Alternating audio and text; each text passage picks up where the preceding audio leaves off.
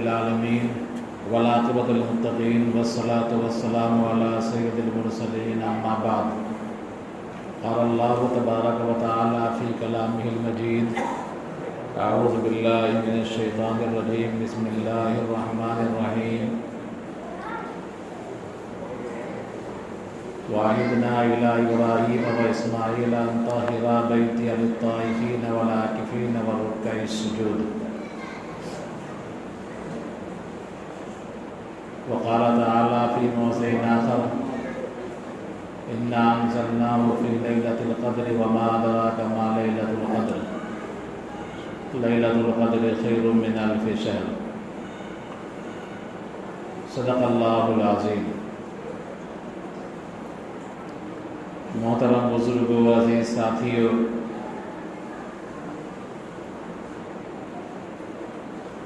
گزشتہ ہفتے آپ حضرات کے سامنے زکوٰۃ کے تعلق سے بات آئی تھی اور بتایا گیا تھا کہ زکوٰۃ کن لوگوں پر واجب ہے، زکوٰۃ کا نصاب کیا ہے اور زکوٰۃ کن کو دی جائے گی، زکوٰۃ لینے کے مستحقین کون کون لوگ ہیں۔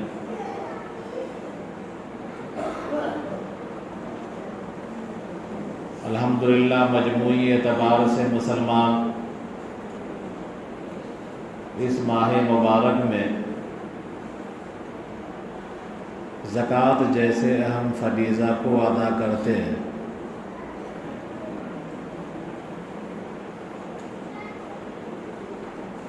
چاہے وہ مدارس میں دیں،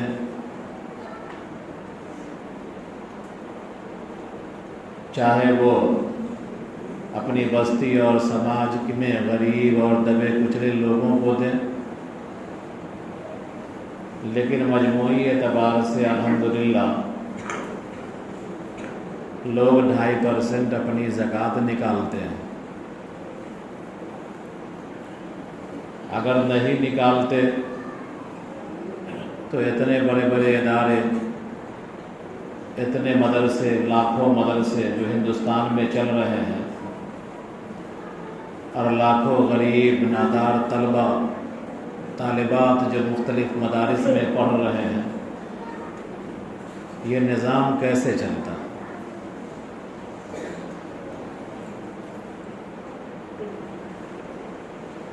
زکوٰۃ ہی سے جڑا ہوا ایک مسئلہ صدقہ فطر بھی ہے۔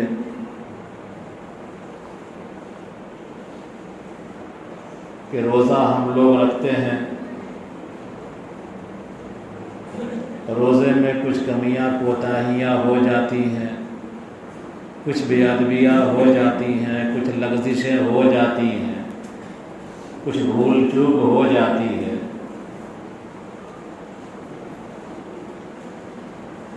تو اس کے لیے کفارے کے طور پر شریعت نے ایک مقدار مقرر کر دیا ہے جس کو ہم صدقہ فطر کہتے ہیں،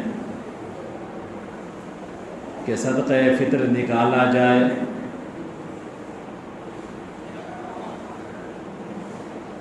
صدقہ فطر نکالنے کے نتیجے میں ہمارے روزوں میں جو کمیاں کوتاہیاں ہوئی ہیں، اللہ صدقہ فطر کی برکت سے ہماری ان کمیوں کوتاہیوں کو دور کر دیتا ہے۔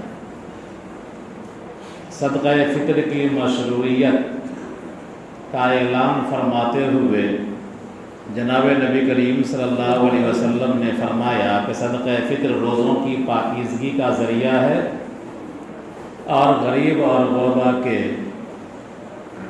کھانے پینے کا بھی ایک ذریعہ ہے۔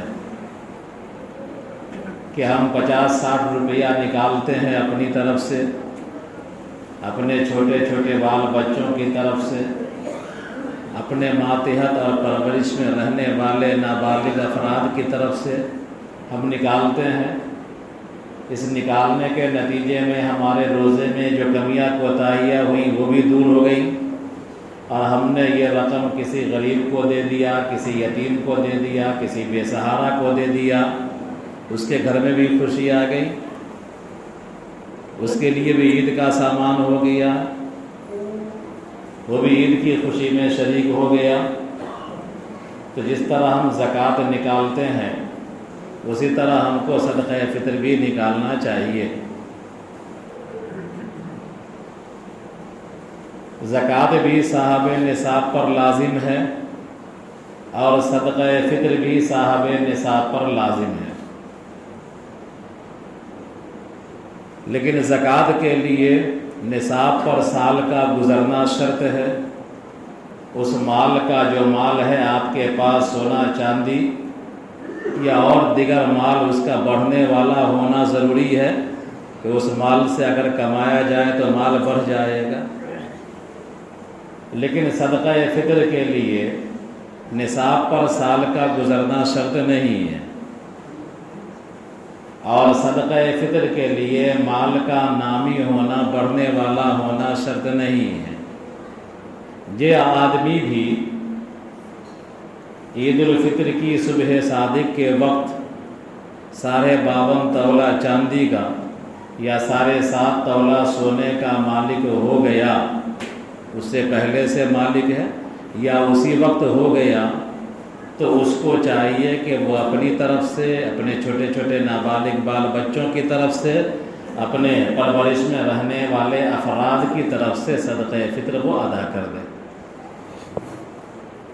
صدقہ فطر کے وجوب کا جو وقت ہے وہ عید الفطر کی صبح صادق ہے۔ اگر کوئی آدمی عید الفطر کی صبح صادق سے پہلے مر جاتا ہے تو اس پر صدقہ فطر نہیں۔ عید الفطر کی صبح صادق سے پہلے اگر کوئی مر گیا، اس نے عید الفطر کی صبح صادق کو پایا ہی نہیں، تو اس پر صدقہ فطر واجب نہیں ہے۔ تو عید الفطر صدقہ فطر کے وجوب کا جو وقت ہے وہ وقت عید الفطر کی صبح صادق ہے۔ عام طور پر ہمارے دیار میں مسلمان پہلے 10 دن پہلے، 15 دن پہلے شروع رمضان ہی میں ادا کر دیتے ہیں، اور ایسا کرنے سے ادائیگی ہو جاتی ہے۔ جناب نبی کریم صلی اللہ علیہ وسلم صدقہ فطر کی اہمیت بتلانے کے لیے لوگوں میں کبھی کبھی منادی کراتے تھے، لوگوں میں کبھی کبھی منادی کراتے تھے، یعنی اعلان کرتے تھے، اعلان کرواتے تھے، میدانوں میں گلیوں میں اعلان کرواتے تھے، اور لوگوں کو صدقہ فطر ادا کرنے کی ترغیب دیا کرتے تھے۔ صدقہ فطر کی مقدار کیا ہے؟ تو صدقہ فطر کی مقدار کے بارے میں سب جانتے ہیں کہ نصف سا گیہوں، آدھا سا گیہوں، یا اگر جو دینا ہے تو 1 سا جو، کھجور دینا ہے تو 1 سا کھجور، کشمش دینا ہے تو 1 سا کشمش، پنیر دینا ہے تو 1 سا پنیر۔ تو گیہوں سے ادائیگی اگر کرنا ہے تو نصف سا گیہوں، 1.25 کلو تقریباً گیہوں ایک آدمی کی طرف سے۔ اگر کھجور سے دینا ہے، کشمش سے دینا ہے، چھوارے سے دینا ہے تو وہ بڑھ جائے گا، جو سے دینا ہے بڑھ جائے گا، اور وہ ہو جائے گا ایک آدمی کی طرف سے 3.5 کلو کھجور، 3.5 کلو جو، 3.5 کلو چھوارا، 3.5 کلو کشمش ایک آدمی کی طرف سے۔ اب شریعت نے آسانی فرما دی، ہم میں ہر طرح سے لوگ ہیں، ہر طرح کے لوگ ہیں، بہت سارے لوگ ہیں جو گیہوں کے اعتبار سے ادا کرنے کی طاقت رکھتے ہیں، جو موجودہ جو ریٹ ہے اس اعتبار سے 60 روپے تقریباً بن جاتے ہیں، اور بہت سارے لوگوں کو اللہ نے خوب نوازا ہے، تو جن کو خوب نوازا ہے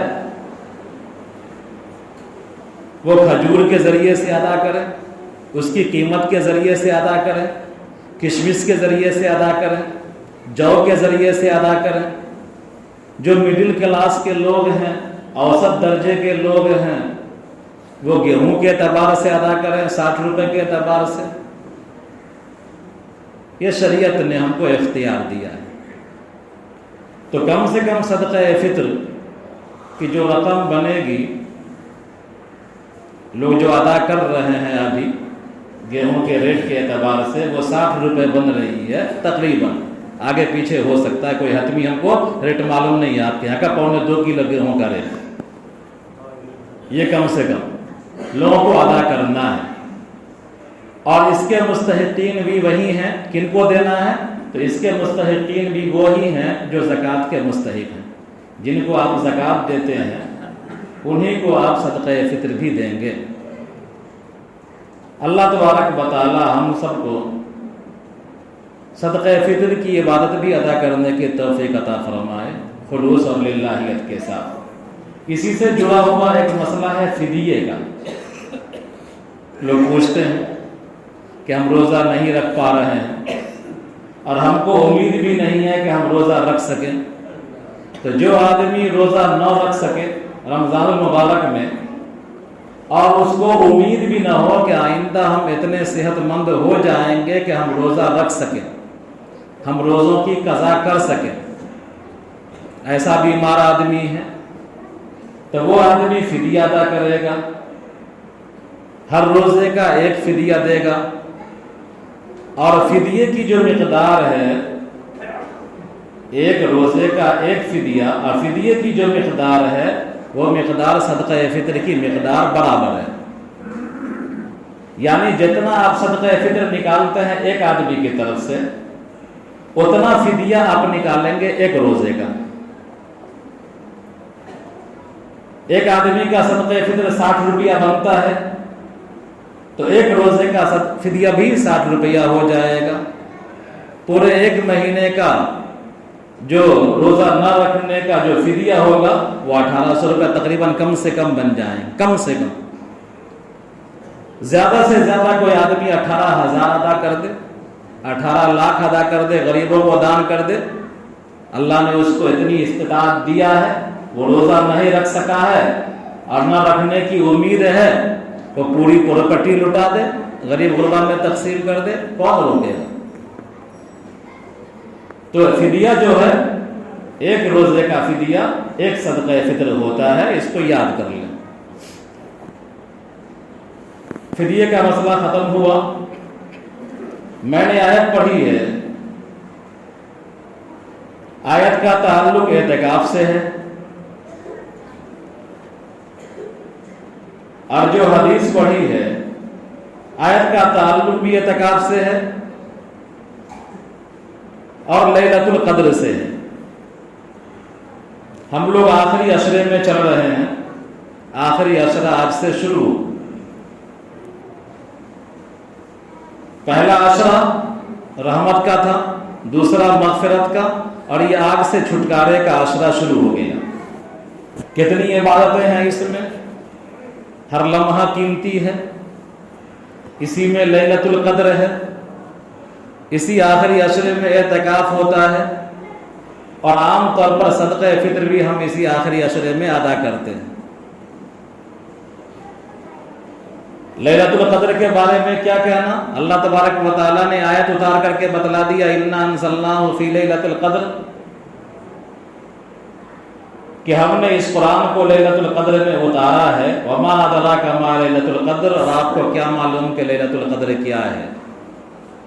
لیلۃ القدر خیر من الف شہر، کہ لیلۃ القدر 1000 مہینوں سے افضل ہے۔ تنزل الملائکۃ والروح، کہ روح القدس جبرائیل علیہ السلام اور فرشتے آسمان سے اترتے ہیں بِإِذْنِ رَبِّهِمْ، اللہ تبارک و تعالیٰ کے حکم سے، پروردگار کے حکم سے، اور یہ رات پوری سلامتی والی رہتی ہے، اور صبح صادق تک اللہ تبارک و تعالیٰ کی طرف سے رحمتوں کا اور انعامات کا اعلان ہوتا رہتا ہے۔ حدیث سے پتہ چلتا ہے کہ لیلۃ القدر جب آتی ہے تو جبرائیل علیہ السلام فرشتوں کے جھرمٹ میں اترتے ہیں، ان کے ساتھ فرشتوں کی بڑی جماعت ہوتی ہے، بیچ میں سید الملائکہ جبرائیل علیہ السلام رہتے ہیں۔ ایک روایت کے مطابق خانہ کعبہ پر جھنڈا گاڑ دیتے ہیں، اس لیے کہ وہ دنیا کا سینٹر ہے، اللہ کی تجلیات کا مرکز ہے، تو خانہ کعبہ کے چھت پر جھنڈا گاڑ دیتے ہیں اور پوری دنیا کے اندر فرشتے پھیل جاتے ہیں، ہر کچے مکان میں داخل ہوتے ہیں، ہر پختہ مکان میں داخل ہوتے ہیں، مسجدوں میں داخل ہوتے ہیں، لوگوں کے گھروں میں داخل ہوتے ہیں۔ جو بھی آدمی ذکر کر رہا ہوتا ہے، تسبیح پڑھ رہا ہوتا ہے، نماز پڑھ رہا ہوتا ہے، تلاوت کر رہا ہوتا ہے، ذکر و اذکار کر رہا ہوتا ہے، یعنی اللہ کی طرف لو لگائے ہوئے ہوتا ہے، اللہ اللہ کر رہا ہوتا ہے، تو فرشتے اس سے مصافحہ کرتے ہیں۔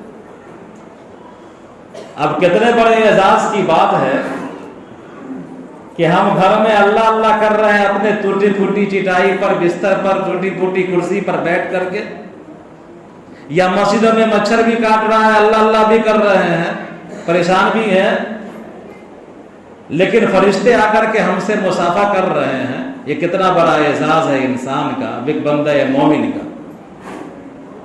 اور یہ اعزاز اسی کو ملے گا جو لیلۃ القدر میں جاگے گا، جو لیلۃ القدر میں عبادت کرے گا، اسی کو نہیں یہ اعزاز ملے گا۔ اور جو لیلۃ القدر میں کھایا پیا سو گیا، یا چوک چوراہوں کو آباد کیا، ہوٹلوں، پارکوں، میلوں، ٹھیلوں کو آباد کیا، ظاہر سی بات ہے کہ فرشتے اس سے مصافحہ کیا کریں گے، اس سے تو دور بھاگ جائیں گے فرشتے۔ تو اگر ہم چاہتے ہیں کہ یہ اعزاز ہم کو مل جائے، سید الملائکہ کے جھنڈے کے نیچے ہم آ جائیں اور فرشتے ہم سے مصافحہ کریں، تو لیلۃ القدر کی راتوں میں عبادات کا اہتمام کریں۔ آج اس کی پہلی رات ہے، 21 کی رات ہے، آج 21، 23، 25، 27، 29 یہ طاق راتیں ہیں۔ ان راتوں میں عبادتوں کا اہتمام کرنے والا بالیقین شب قدر کو پالے گا۔ نبی کریم صلی اللہ علیہ وسلم کو اس کی تعین بتلا دی گئی تھی کہ شب قدر کن رات میں ہے۔ آپ نکلے تھے باہر بتلانے کے لیے لوگوں کو، لیکن دو آدمی تیز آواز میں جھگڑ رہے تھے، بحث و مباحثہ کر رہے تھے یا جھگڑا کر رہے تھے، ادھر مائل ہوئے، آپ کے ذہن سے اس کی تعین کو اللہ نے اٹھا لیا۔ اور یہ اللہ کی حکمت ہے، جو چیز چاہے ہم سے مخفی رکھے، جو چیز چاہے اٹھا لے، یہ اللہ کی حکمت ہے۔ اس نے قرآن کے تمام ترجموں کو بتلا دیا، لیکن اس کا جو کوڈ ورڈ ہے سورہ کے شروع میں الف لام میم حامیم عین سین قاف طٰ یاسین، اس کا معنی نہیں بتلائے گا، کون کیا کر لے گا اس کا؟ اللہ جو چاہے مخفی رکھے، جو چاہے بتلا دے۔ تو اس نے شب قدر کی تعین کو اٹھا لیا، لیکن نبی کریم صلی اللہ علیہ وسلم نے بار بار ترغیب دیا کہ شب قدر کو تلاش کرنا ہے۔ 21، 23، 25، 27، 29 کی راتوں میں جو طاق راتیں ہیں، ان راتوں میں تم شب قدر کو تلاش کرو، ان راتوں میں عبادات کرو۔ ہم کو ان راتوں میں جاگنا چاہیے اور جاگ کر کے عبادات کا اہتمام کرنا چاہیے۔ شب قدر کی تلاش ہی کے لیے اعتکاف مشروع ہوا ہے، شب قدر کی تلاش ہی کے لیے اعتکاف مشروع ہوا۔ جناب نبی کریم صلی اللہ علیہ وسلم کی یہ ایسی سنت ہے جس سنت کو آپ نے کبھی چھوڑا نہیں۔ اعتکاف کرنا نبی کریم صلی اللہ علیہ وسلم کی ایسی سنت ہے کہ جس سنت کو نبی کریم صلی اللہ علیہ وسلم نے کبھی ترک نہیں کیا ہے۔ اگر کبھی سفر کی وجہ سے، مجبوری کی وجہ سے اگر کسی سال رمضان کے آخر عشرے کا اعتکاف چھوٹ گیا ہے تو نبی کریم صلی اللہ علیہ وسلم نے اس کی قضا کی ہے، اگلے سال 20 دن کا اعتکاف کیا۔ روایتیں جتنی ہیں اعتکاف کے بارے میں وہ عام طور پر یہی ہے کہ آپ صلی اللہ علیہ وسلم کی سنت شریفہ یہ تھی کہ آخری عشرے کا اعتکاف کرتے تھے، لیکن آپ نے 20 دن کا بھی اعتکاف کیا ہے، اور ایک مرتبہ آپ نے پورے مہینے کا اعتکاف کیا ہے، پورے رمضان کا اعتکاف کیا ہے۔ پہلے عشرے کا اعتکاف کیا، شب قدر کی تلاش کی، نہیں ملی شب قدر۔ دوسرے عشرے کا اعتکاف کیا، شب قدر ندارت۔ آپ اپنے خیمے سے، جو ترکی کا خیمہ تھا، خیمہ ترکی، اس ترکی خیمے سے آپ نے اپنا سر باہر نکالا اور لوگوں سے کہا کہ میں نے پہلے عشرے کا اعتکاف کیا، شب قدر نہیں پایا، دوسرے عشرے کا اعتکاف کیا، نہیں پایا شب قدر، اب جو بھی میرے ساتھ اعتکاف کر رہے ہیں وہ تیسرے عشرے کا بھی اعتکاف کرے، یہ شب قدر اسی آخری عشرے میں ملے گی۔ اعتکاف کا اجر اور اعتکاف کا ثواب اتنا ہے کہ ایک روایت ہے کہ جس طرح جو آدمی رمضان مبارک کا روزہ رکھے گا ایمان اور احتساب کے ساتھ، اس کے پچھلے گناہ معاف ہو جائیں گے۔ جو رمضان کی راتوں میں قیام لیل کرے گا اس کے پچھلے گناہ معاف ہو جائیں گے۔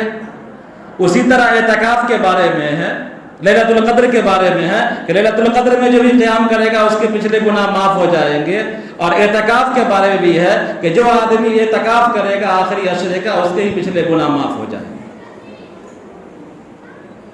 ایک اور حدیث کے اندر آیا ہے کہ جو آدمی ایک دن کا اعتکاف کرے گا تو اللہ تبارک و تعالیٰ اس کے درمیان اور جہنم کے درمیان 3 بڑے خندق کا فاصلہ کر دیں گے، یعنی جہنم سے اس کو اتنا دور کر دیں گے گویا کہ جہنم اور اس کے بیچ میں 3 خندق ہے۔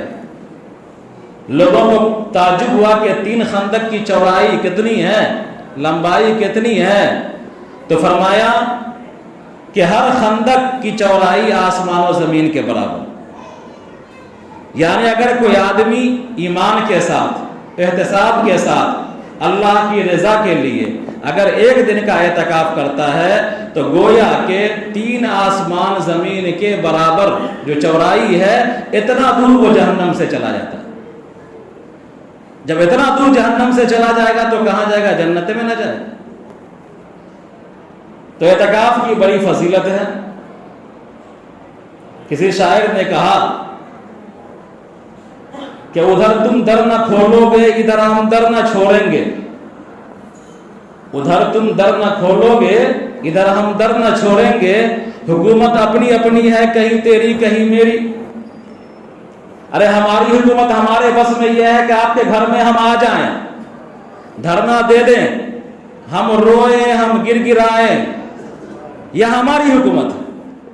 ہم بے بس ہیں، ہم مجبور ہیں، ہم غلام ہیں، ہم نیاز بند ہیں، ہمارا کام ہے رونا، ہمارا کام ہے گر گرانا، ہمارا کام ہے آہا کرنا، ہم کرتے رہیں گے تاکہ آپ کے دروازہ رحمت کا کھل جائے اور آپ کی طرف سے ہمارے لیے معافی کا اعلان ہو جائے، اس وقت تک نہیں ہٹیں گے۔ اعتکاف کا مطلب تو یہی ہے۔ لہذا آدمی کو اس آخری عشرے میں سنت سمجھ کر کے اللہ کی رضا کے لیے اعتکاف ضرور کر لینا چاہیے۔ اللہ تبارک و تعالی ہم سب کو تمام اچھے اعمال کی توفیق عطا فرمائے۔ افسوس کے ساتھ کہنا پڑتا ہے کہ ہم لوگ بد اخلاق ہیں۔ اب سوال آپ کے ذہن میں ہوگا بد اخلاق کیسے ہیں؟ بد اخلاق ایسے ہیں کہ ہمارے گھر میں مہمان آتا ہے تو مہمان کیا ہم آؤ بھگت کرتے ہیں، لیکن جب مہمان جانے والا ہو، شروع میں تو ہم نے بریانی کھلایا، مرغا کھلایا، خوب آؤ بھگت کیا، 10 دن 15 دن کے بعد ہم اکتا گئے اور ہم نے بھجیا کھلانا شروع کر دیا، دال کھلانا شروع کر دیا، ترش روئی سے پیش آنے لگے، مہمان کو اگنور کرنے لگے۔ ظاہر سی بات ہے ایسے آدمی کو بد اخلاق کہا جائے گا کہ نہیں کہا جائے گا؟ بلکہ روایت تو یہ ہے ہماری کہ جب مہمان کے جانے کا وقت آتا ہے تو اس کی آؤ بھگت میں اور اضافہ کر دیتے ہیں، اس کو مارکیٹ لے جاتے ہیں، عورتیں ہوتی ہیں تو مارکیٹ لے جاتے ہیں، کپڑا اپڑا جوڑا وڑا لاتے ہیں اس کے لیے، مان سمان کے ساتھ رخصت کرتے ہیں تاکہ یہ ہمارا نام لے۔ اگر اس کا الٹا کریں گے تو ہم بد اخلاق ہیں۔ تو یہی حال ہے اس ماہ مبارک کا۔ جب ماہ مبارک آ رہا تھا کتنی چہل پہل تھی، پہلا روزہ، دوسرا روزہ، تیسرا روزہ، چوتھا روزہ، مسجد بھری رہتی تھی۔ فجر کی نماز میں لگتا تھا کہ جمعے کی نماز کی تیاری ہے، لوگ وہاں تک رہتے تھے، 3 صف 4 صف رہتے تھے۔ اور جب مہمان اب جا رہا ہے، آخری عشرے میں ہے، تو ہم کیا کر رہے ہیں؟ اس کی آؤ بھگت میں اور اضافہ ہونا چاہیے، اعتکاف میں لگنا چاہیے، لیلۃ القدر کو پانے کی کوشش کرنا چاہیے، خوب نماز پڑھنا چاہیے، خوب ذکر کرنا چاہیے۔ پتہ نہیں کہ آخر اگلا رمضان ہم کو ملے گا کہ نہیں ملے گا، لیکن ہم اس کا الٹا کرتے ہیں۔ اس ماہ جو مہمان ہے، اس مہمان کو ہم آخری میں اگنور کرتے ہیں، اس کی بے ادبی کرتے ہیں، اس کے ساتھ گستاخی کرتے ہیں، تو ہم بد اخلاق ہوئے کہ نہیں؟ اللہ تعالی ہماری بد اخلاقی کو معاف فرمائے۔ ربنا تقبل